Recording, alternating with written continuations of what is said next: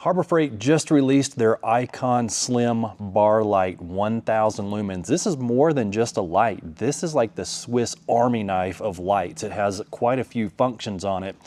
The SKU number on this, 70198, as of October 21st. This isn't even on their website. A lot of people don't even know that this is available in their store yet.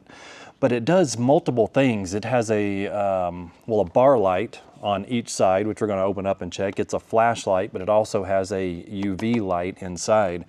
And then we're also going to talk about the CRI. This has a very CRI rating of 96 plus, which is the color rendering index. And we're going to talk about why that's important for this light. But let's get it opened up and see if it works.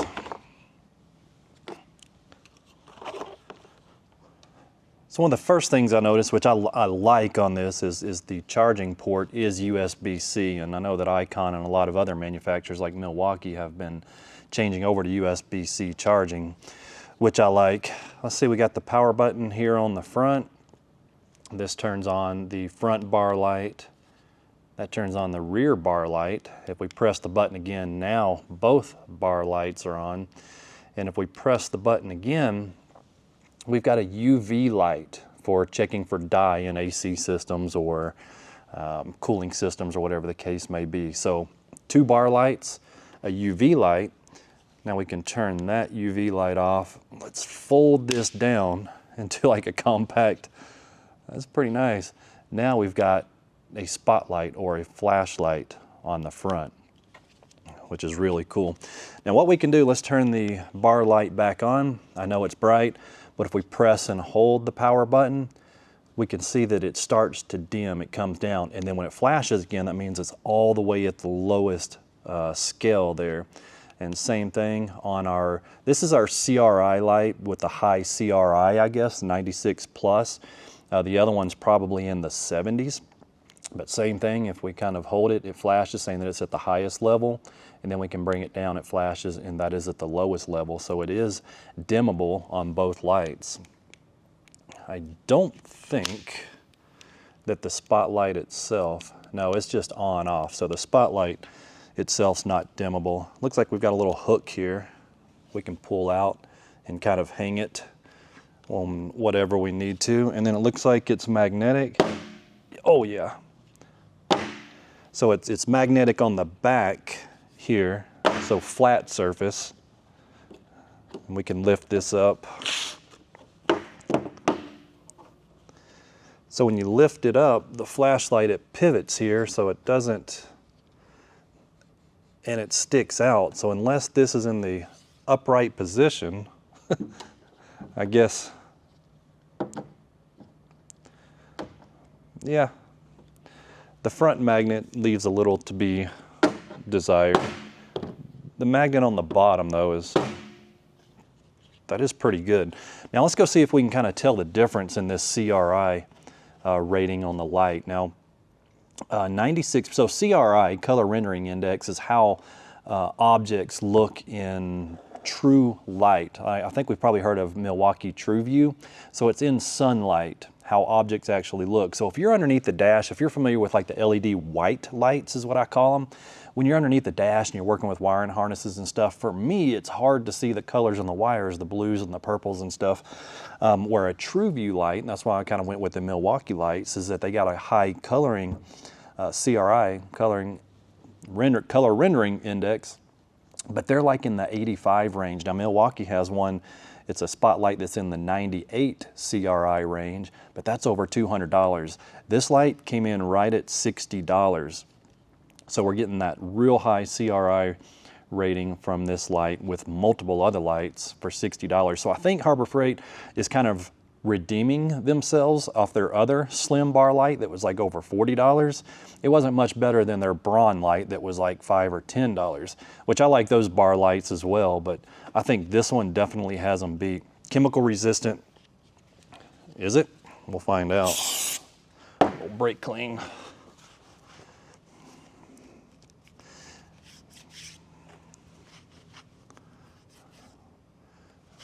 That's to be determined. It does look like maybe it's melting. The side here is fine, but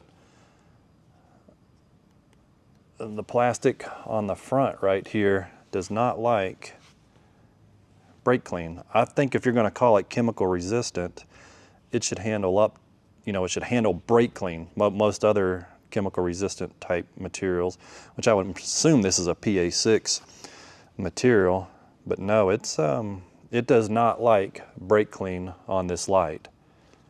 I can see down in here, I don't know if you can see on the camera, but it's melting the plastic. It's so chemical resistant, I don't know about that. I'm gonna have to use something a little more mild of a cleaner, a degreaser to clean this. So don't be spraying this with brake clean. That sucks, Icon.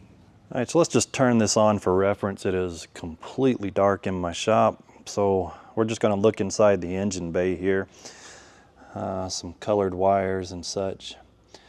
And this is the white light in the brightest setting. So we can see that it puts out quite a bit of light. We can kind of look around the shop here. So this is the white light. Now let's flip it around to see the color difference on that?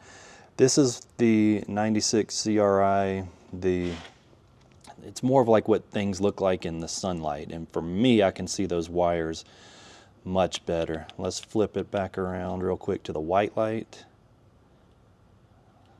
versus the true light. So the true light is just, for me, it really helps when working on wiring and other things. If you just need to see CRI, it doesn't matter, but when you're trying to actually do projects and see colors, like in the automotive field, the auto paint body field, and especially when we're doing wiring and stuff on harnesses. So that's those two, and then we can see if we turn on both lights, I mean, it puts out a decent amount of light on both sides.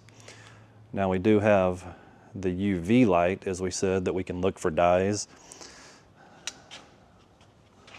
Don't have any dyes in here. This is like the fiberglass. Again, it kind of doesn't really show up on camera, but it does have a glow to it. That's the fuel tank area. Now let's close it up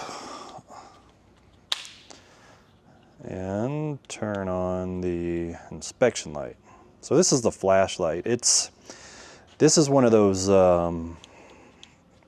it's like a fishbowl LED light, so I guess it's okay. It's not a spotlight by any means. It does look like it's putting out a lot of light on the camera, but while just me in the shop looking at it, it's kind of a dim light. Yeah, it lights it up, and it's a very wide field of range. You see that big, I mean, it's like a perfectly round circle.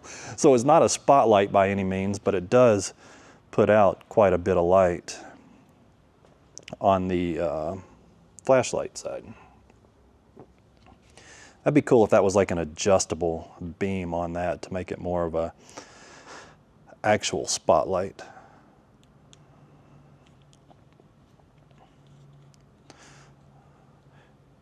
And I guess it does work in the folded position as well. So that's neat. So we could hang this like from up here. Oh yeah, very nice.